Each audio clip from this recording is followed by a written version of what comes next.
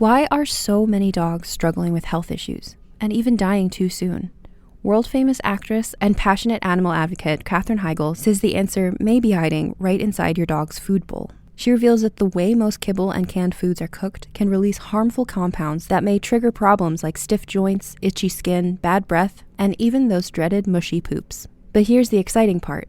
Heigl and her team say they have discovered canine superfoods, simple foods and herbs that could help transform your dog's health, from smoother digestion to fresher breath to more energy and mobility. And she's sharing exactly what every dog owner needs to know in a free, short video. If your dog licks their paws, eats grass, has tummy troubles, or just isn't acting like they used to, you need to see this. Watch Katherine Heigl's free video now at undertowpet.com. That's undertowpet.com. Your dog's health will thank you. The holidays mean more travel, more shopping, more time online, and more personal info in more places that could expose you more to identity theft. But LifeLock monitors millions of data points per second. If your identity is stolen, our US-based restoration specialists will fix it, guaranteed, or your money back. Don't face drained accounts, fraudulent loans, or financial losses alone. Get more holiday fun and less holiday worry with LifeLock. Save up to 40% your first year. Visit lifelock.com/podcast. Terms apply.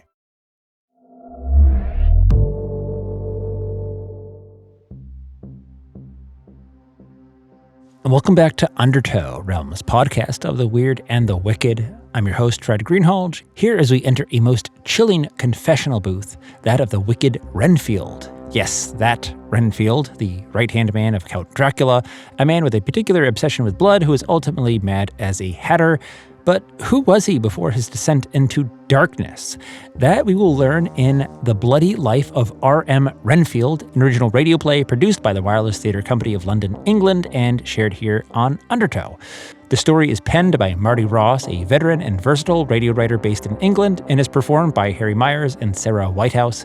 We'll be playing The Bloody Life in 3 parts over the next few weeks here, starting today, where we meet our bloody protagonist and learn of his early life and not-so-cheery childhood. This is The Bloody Life of R.M. Renfield, Part 1.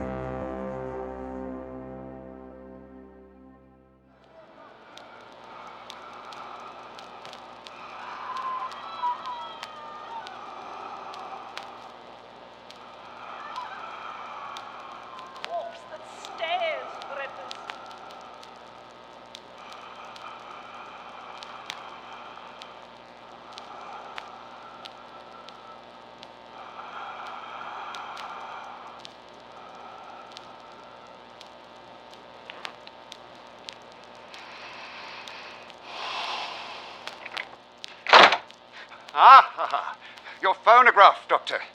Phonograph. What an innovative device to bring to a session with a patient. And, correct me if I'm wrong, my words, well, the sound of them, will be, inscribed on that rotating cylinder of yours, and thus immortalized, committed to posterity, played back at a moment's notice through that little trumpet adjoining? Why, but long after I'm dead and gone, my words resounding in the air, recounting my story, while the rest of me rots.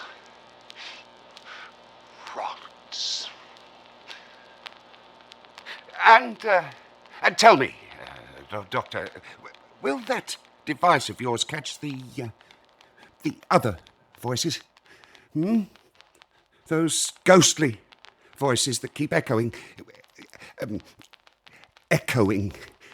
inside my skull and within these 4 narrow walls at the most inconvenient hours of day and night. One wouldn't think walls so comfortably padded with such soft, thick fabric would echo so, but well, they do. Perhaps the whiteness of the walls is conducive to the flit of ghosts. Phantoms often being thought more pale, more pallid than not, perhaps. Oh, sorry, Doctor, I know you don't care for metaphysics. Unscientific. Hark at me, talking ectoplasm, while you sit there calibrating that so scientific device. What an age of progress we live in. Phonograph. From the Latin, to write a sound. Entomology is a passion of mine, Doctor. As with your name. Seward. Seward. Seaward. How do you pronounce it, Doctor?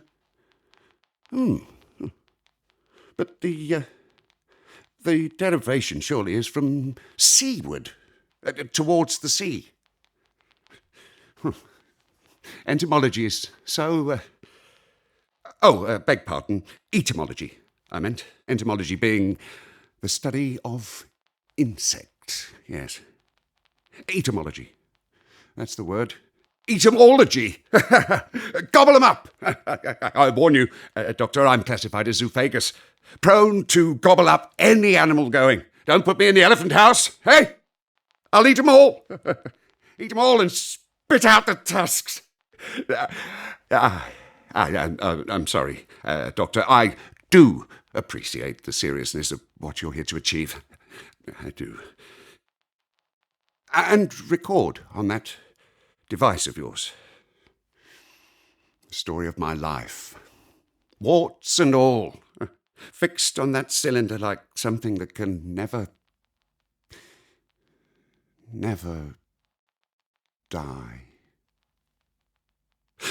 So, yes, let's get on with it. Yes, where to begin? Name? Redvers Mordegrave Renfield. Born 1842, Spitalfields, London. Child of Millicent Frederica and Japhet Inigold Renfield. Inheritor, upon my late father's indisposition, of Renfield and Sons, milliners and haberdashers of 101 Worship Street, Shoreditch. And the emporium that lay therein. The better class of ladies, stepping off those smoky streets into a paradise of plumed and frilled knickknacks and luxury items. Our ladies' hats always went down a store. Oh, Mr. Renfield, you have set my head off a treat. What? What? Did you hear that, Doctor? Did your instrument catch that? That voice? That lady's voice? No? No? No. Perhaps it was just in my I feel plumed like a parrot, like I could flutter of a sudden off to southern seas and get shot of that old man of mine. In my head. A memory. For I have so many memories, Doctor. Dear old Pa had me working in that shop while yet in short trousers, learning the family trade. Better that than him pay someone or me waste time getting any other sort of an education. But an education I got. Education? No, vocation, more like. For I took to the mending of ladies' hems and fixing their frills, like, I don't know, Francis of Assisi took to nattering with the birds. A reputation I gained. Mr. Renfield the Younger. A man a lady could trust with her lacy items, her feathers and fringings. Why, I rarely saw a woman without a hank of her fabric in my hand. On my knees, more often than not. An imp of 10, and I'd seen a lifetime's worth of frilly bits. Not that I ever dared. Brought up decent, I was. Rod of iron. Slightest hint of an improper thought, and it was thumped from your skull. Clang! With a single blow.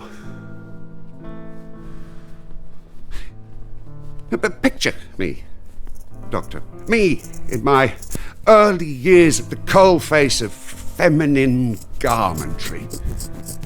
13 I am at this precise moment. Unlucky for some. Here I am, finishing a hemline on Mrs. Crayford, long-standing customer. Her husband, a golfing partner of my own keen club swinger of a par. I'm almost finished, and I noticed that sniffly breathing of hers isn't a touch of the cold, but muffled sobs. All right, Mrs. C. Haven't pricked you, have I? Pricked me, young Redvers. No, not you. Sorry, Mrs. C.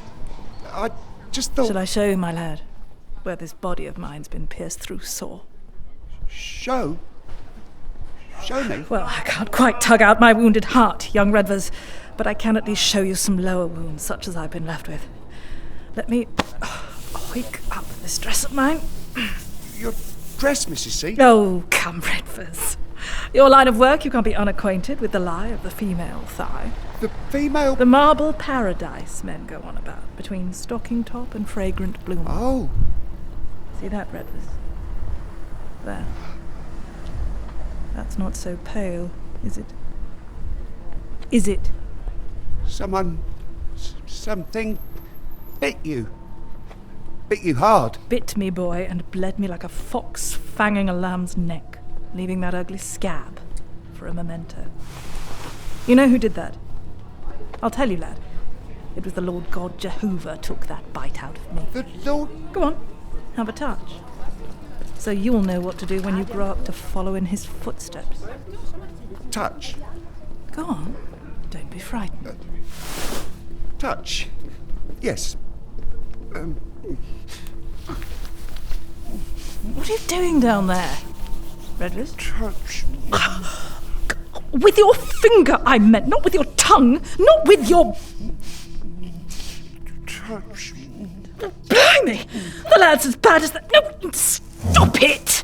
What are you doing? Kissing, you'll make it bleed. You'll make it... Bleed. Father! Infant horror! Wallowing in obscenity on the shop floor, and you, madam, Jezebel on the dragon's back. Hark at that! And him the man who did the damage and thought he could get away with it. Jehovah, indeed! Mrs. C. settled her skirts and bustled out, trailing the last few inches of unsewn lace, leaving me alone with my pa, who had appeared from nowhere. A commanding habit of his. But one of the reasons his nickname in the local garmentry trade was, indeed, yes, the Lord God Jehovah. And, he had the ruff to match. My belt, boy. Fetch it. Plus a thick leather belt for a thunderbolt. A child thrasher of the old school he was. A selection from the Book of Psalms he had gouged deep in that chunky band of leather. When he hit me hard enough, I could spell each word with the flesh of my behind. And hallelujah, he hit me that day. Oh. You can't hear that, can you, Doctor? Them thunderbolts? That device of yours isn't capturing them, is it? I hope not. I really do. For the wax on that cylinder might split with the shock. Certainly the frail lad I was thrown the length and breadth of that shop like a rabbit tossed in a dog pit. And the blood. The way it sprayed. No, spurted over an array of silks and laces, feathers and velvets. And then, of course, he hit me harder still for despoiling so much quality clobber. Hit. And hit. And hit. And hit. And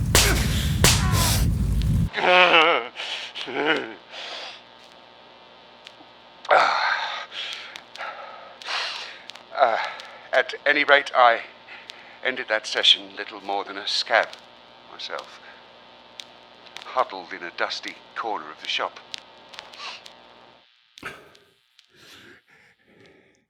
It was hours before I unfurled myself, pink and sticky as a chick hatching from the egg, making not a cheep, knowing well by that age how important it was to never say what might be on my mind.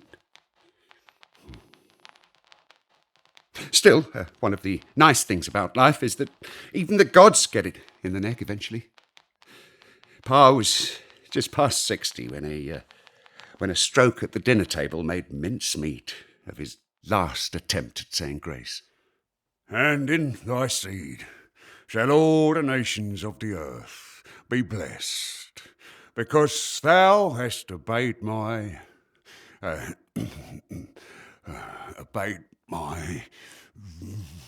Rufus, help him! Oh!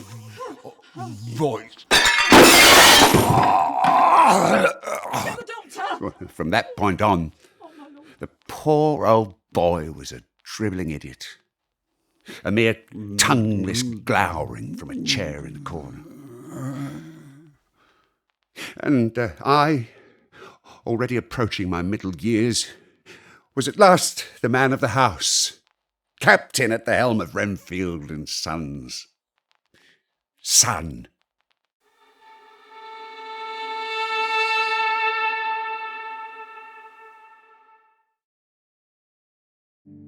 Hi there, Fred here.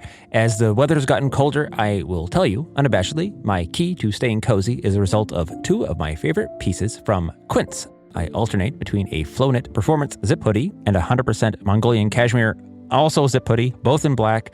I'm a simple man, I know, but simple is important when life is complicated, and both garments are go-tos that make me feel like I'm wrapped up in a warm blanket when the autumn winds start to blow. They layer really well with outdoor puffer jacket, which Quince also has, as well as nice base layers. And yeah, you know, I've been a fan of Quince for a while. I've started reeling my other family members into buying from them. For example, my 13-year-old daughter is a huge fan of their Bella Stretch wide leg jeans, and for good reason. Their denim nails the fit and comfort that you want. And a piece I'm grateful for is that they do so at a fraction of the cost of what you'd expect to pay for something of this quality. And they partner with ethical factories, top artisans, and that keeps costs affordable by cutting out the middlemen. And as we start thinking of the holiday season, they have an amazing holiday gifts selection, including clothing, of course, but also housewares, bed and bath, stocking stuffers, travel accessories. So trust me, Quince will be on my short list for go-to holiday shopping ideas this year. Give and get timeless holiday staples that last this season with Quince. Go to quince.com/undertow for free shipping on your order and 365-day returns. Now available in Canada, too. That's QUINCE.com/undertow. Free shipping and 365-day returns. Quince.com/undertow. This episode is brought to you by Progressive Insurance. Do you ever think about switching insurance companies just to see if you could save some cash? Well, Progressive makes it easy. Just drop in some details about yourself and see if you're eligible to save money when you bundle your home and auto policies. The process only takes minutes, and it could mean hundreds more in your pocket. Visit Progressive.com after this episode to see if you could save. Progressive Casualty Insurance Company and Affiliates. Potential savings will vary, not available in all states. The holidays are approaching, and everyone knows that this time of year, the sooner you can get things done, the better. For both shoppers and businesses, the best time to score great deals during the holidays is during that Black Friday, Cyber Monday weekend. And if you have your own business, whether you've been around the block a few times or this is your first year going through the holiday sale rush, the most important thing you can have is a platform that can handle everything that's about to be thrown at you. This is a crucial time for your business and your customers. And with Shopify, you can be sure that your tools and platform are ready for anything that comes your way. Shopify is the commerce platform behind millions of businesses around the world and 10% of all e-commerce in the US. From household names to entrepreneurs who will be participating in their first Black Friday, Cyber Monday this year. With everything else going on, you probably don't have time to spend hours poring over every little detail in your online store. That's why Shopify's thousands of templates and tools help you streamline website creation and make sure that your site isn't just aesthetically pleasing, but functional and easy to use. Shopify's expedited checkout, Shop Pay, saves customer information and reduces hassle. And the best part is that it's been proven to boost conversions, meaning you'll see less abandoned carts and more profits. You can also stress less knowing that Shopify's award-winning customer support team is on standby 24/7 to help with any issues that arise, allowing you to get back to your business as fast as possible. This Black Friday, join the thousands of new entrepreneurs hearing for the first time with Shopify. Sign up for your free trial today at shopify.com/realm. That's shopify.com/realm. Go to shopify.com/realm and make this Black Friday one to remember. A little late in the day, alas, to start turning ladies' heads with my new-won status. Indeed, the fact that even in my years as father's underling, I'd been doing most of the hands-on work meant that I'd reached that point in life with precious little time for or experience of the fairer sex. Beyond the aforementioned hitching and sewing. Except, of course, with our Cassie.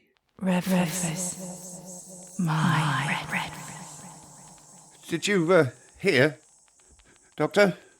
Oh, of course not, but, we'll get to Cassie in a bit. Life did have its compensations. Occasionally, on a whim, delivering Pa his porridge in the morning, I'd urinate in it. Just a squirt or two, and then force it down the old boy's pious gob. Rivers! What's that, Mother? Just giving Pa his morning porridge. Eating it, is he? I hope he's not spilling it down his front like yesterday. I can hardly bear the sight, Rivers. Not with my own breakfast yet to eat. Oh, it's going straight down this morning. Ain't it, Pa? Straight down. And thus things were with our happy little family. There was myself, Pa, my mother, a saintly woman as mothers tend to be, but, mortal existence tends to be a burden for saints, does it not? Oh, Redvers, what a conniption I have had. Out there in the street, you should have seen it. Some oik of a lad relieving himself against a wall just round the corner from the greengrocer, with all them lettuces out in the open. And who was talking to him while he did it? That housemaid from Biggins's next door. I always thought that door knocker of theirs looked common. It was like a scene from the Book of Revelation, Redvers. How am I, a civilised woman, ever supposed to venture into that street ever again? I shall be forced to stay in here, behind closed doors, and die of inanition. My poor mamma had spent the 5 decades through which I'd known her in a troubled mood about well nigh all that crossed her path, all the while giving a general impression it was something else entirely that truly troubled her, something she could never bring herself to explain. To know and cherish her was to stand as midwife at a pregnancy where mother and child had conspired for the might to stay up there and die of old age. Completing our household was Endurance, the parakeet father had bought himself on his 60th birthday, likely in regret at having chosen haberdashery over youthful dreams of missionary work in the tropics. He had barely begun teaching the beast to screech through the Book of Psalms, bribing it to do so with mice, still twitching from the kitchen traps, when his own voice was swooped on by the vultures of circumstance.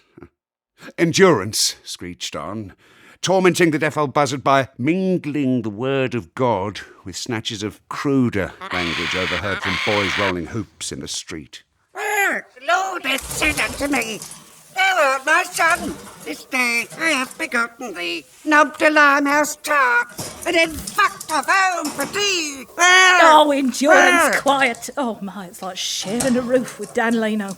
Oh, give him a peanut, Rivers, and shut him up. I am weary with my groaning. All night I make my bed to swim, tracking on my rod of iron, dreaming of my Auntie's Gwen. So, Endurance screeched, father glowered, and mother looked happy about little at all. I, meanwhile, ran the shop, performed the bulk of the stitchcraft, kept the accounts, deposited the cash, came home, angled Pa onto the toilet seat for his last shit and dribble of the day, got him into nightshirt and bed, wound my alarm clock and struggled my way towards sleep past visions of shovelling porridge into the old boy's gob come the morning. I rarely slept. Occasionally, when I did sleep, I dreamed. But enough of that. One day last May, I was forced to make a trip to one of our suppliers, quibbling the quality of a recent batch of calico. In the midst of the usual tedious chit-chat, the manager was called to the factory floor by a lot of screaming women. An awful lot. I trotted along after him. Down in the workshop, some stupid lad had his arms torn off by one of those newfangled weaving machines. The lad lay there, some butter-fingered ragamuffin, gibbering like a drunken monkey. What was left of his shoulders twitching, spurting, puddling, flooding the floor in the predictable hue. Funny, that. The concept of the detachability of portions of the human person from the greater bulk was, of course, no stranger to my daydreams. Yet, it was my first experience of an actual disconnection. The notion, likewise, of the body as essentially a bottling of several gallons of blood is easy enough to toy with in mental play. Yet, no cut finger or nosebleed quite prepares one for the sheer volume of redness, bright redaciousness as can spill and spurt from the frame of even such a whelp as that. Still less was I prepared for the odour, that fleshy fragrance, salty as the sea, that had engulfed the workshop.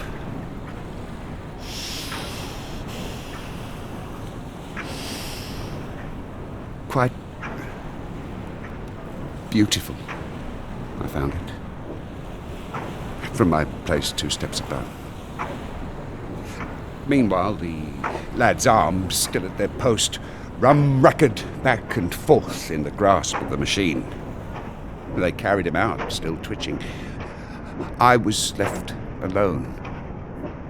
Alone with the machine and the hard-working arms and the blood on the floor. I stepped down to the brink of the spillage. It was soaking into the floor. As with a flood settling across farmland, it had incorporated into itself all items lying there already, forming a landscape, muffling the difference between moist and solid.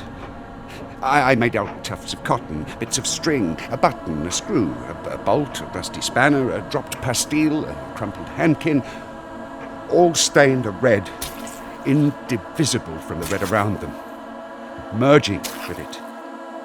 Sandbags drowning in the high tide. I was plashing my foot soles through the shallow red. It was getting sticky already. I could see my own reflection swimming that ocean. Rum-racka, with the weaving machine. I looked down at that darkly reflected figure and suddenly wasn't sure it was my own. It beckoned me towards its bloody depths. It knew its scripture, Deuteronomy. And be sure that thou drinkest the blood, for the blood is the life. Blood. I could see that face floating below me quite clearly now. wasn't mine at all. Drink, it whispered. And I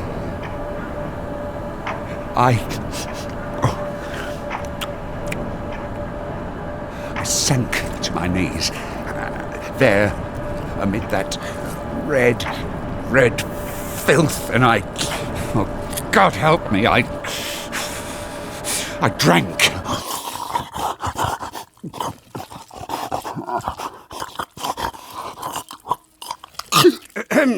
What? I wasn't quite sure. Those figures behind me, if they'd come back, or if they perhaps hadn't gone away at all, and I'd just lost sight of them. The factory manager was prominent among them. Mr. Renfield, do you really think you want to be doing that? Do I?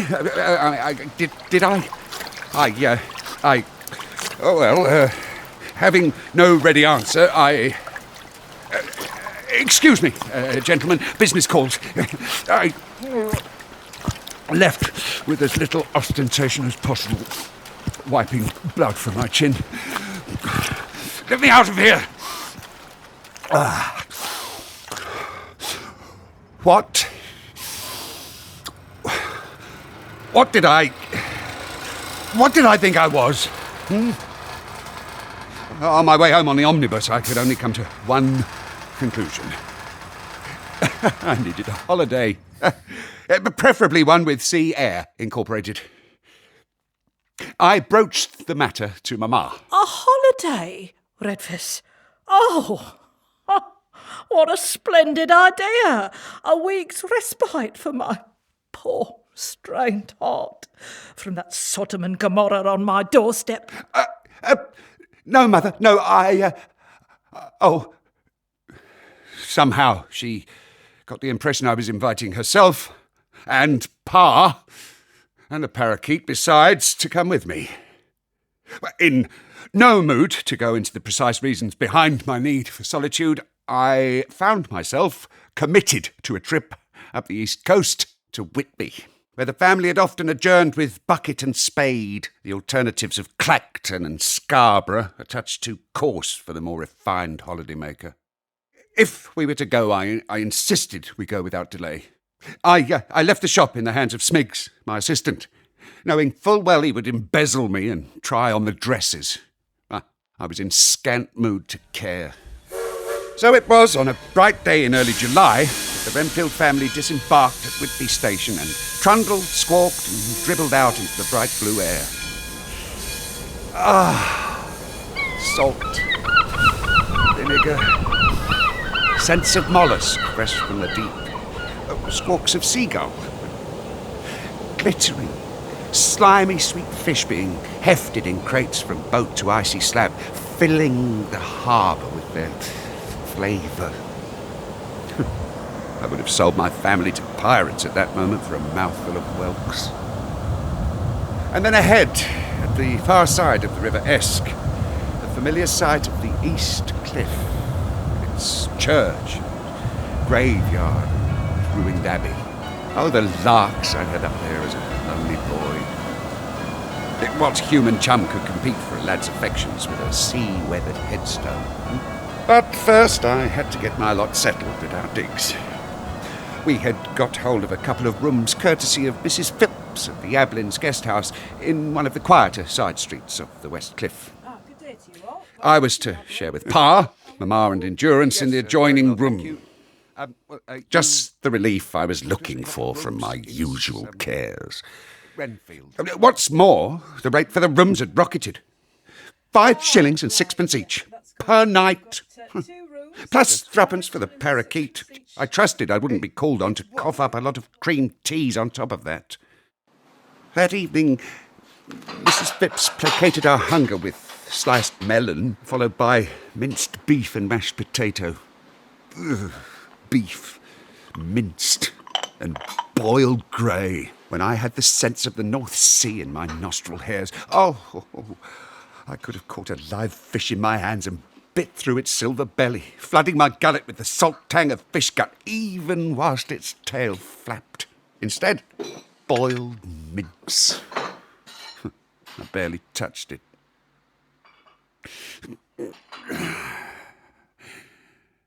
After dinner, I hastened alone down the hill to the fish market, purchasing from the stalls outside tub after tub of shrimps, mussels, crab meat, gulping them back as if my life depended on it. For life was what I craved there.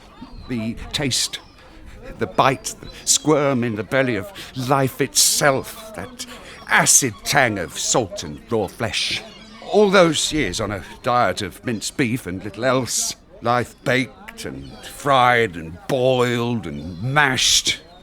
No trace left of an existence beyond the gas oven and the dinner plate. Scant wonder I walked like a dead man through my dead life with my dead family and that mouldering crypt of a shop. But still, this wasn't enough. I had a sudden craving to eat a live octopus or bury myself in the entrails of a shark. The market itself had closed hours before, but you could still walk through as they hosed it down. Mop at it as they might, the stink of fishy death was everywhere. Under a trestle table, I seized a fish's head, stuffing it in my overcoat pocket and hurrying on. On the far side of the Esk, I ran up the 100 steep steps to the cliff top with all the eager greed of a schoolboy with a toffee apple. The great field of salt-eaten gravestones and high wild grass opened on my right. The sea, the suddenly black sea, stretched itself under a sky matchingly black. The waters rumbled, purred like a panther against the piers. I sat on a bench, close to the cliff edge as you could get without crumbling over. I took out my fish head, tried to have a chew, but it was all bone, thin, crackling bone, no meat left. With my little finger, I prodded out the eyes, licked them down, reached inside and rescued a crumb or two of brain. I threw it to the ocean below, put my head in my hands, and I thought I'd scream with starvation. I saw that just to the right of my knee, a spider had spun its web between the edge of the seat and the metal leg of the bench. I reached down, caught the plump little ball of his behind. It took several tugs to pull him from the web. I held you before me, didn't I?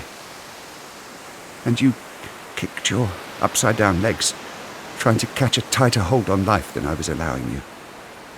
I bet you looked up at the stars and wondered if you could glue an end of web up there.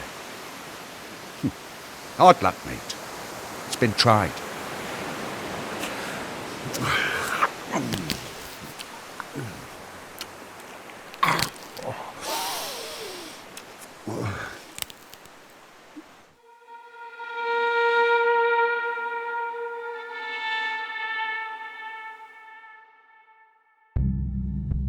And that was The Bloody Life of R.M. Renfield, Part 1, wherein the son of Victorian shopkeepers discovers a fascination and hunger for blood, and a terrible voice suggests that darkness is to come. Well, nothing will come of that, I'm sure, but if you are interested in what that alluring voice across the ocean might say, come back next week to learn what the darkness holds for Renfield. The Bloody Life of R.M. Renfield was written by Marty Ross. It stars Harry Myers and Sarah Whitehouse. Produced, directed, and edited by Sarah Golding, with sound design by Fiona Thrail and Oliver Morris. Recorded at ID Studios, London. The Bloody Life of R.M. Renfield is a Wireless Theatre Limited production. Undertow is a production of Realm, hosted by Fred Greenhalgh, executive producers Fred Greenhalgh and Molly Barton. Thanks for listening, and stay spooky. The Harbingers is a fiction podcast about the first two magicians of our modern era. Adam and Amy were both grad students studying a long-dead language, academic rivals, and brief paramours. Yes, I found her attractive, and we went out one time. If you suddenly had the power and influence to change the world, how would you use it? Literally the only thing that's a wrong answer to the question, what do you do if you get magic powers, is exactly the same fucking thing you would be doing if you didn't get the goddamn magic power. The Harbingers is a new fiction podcast from the mind of Gabriel Urbino, creator of Wolf 359. If you like magical rivals, political machinations, snappy dialogue, and dreaming of saving the world, The Harbingers is a show for you. So, now what? You can find The Harbingers in all the places you usually find podcasts. From the darkest corners of our imagination comes a game show that's more ridiculous than terrifying. Welcome to Tickled to Death, the horror comedy game show where nothing is sacred, everything's a little unhinged, and the only thing more cursed than the questions are the jokes. I'm Roz Hernandez, your fearless host, and each week I'll be leading a brave group of guests through twisted horror trivia, improv games, and enough sarcastic banter to make you question all your life's choices. So come for the screams, stay for the snark. Listen to Tickled to Death wherever you get your podcasts, and hit follow unless you want the show to follow you. In the meantime, don't get tickled to death.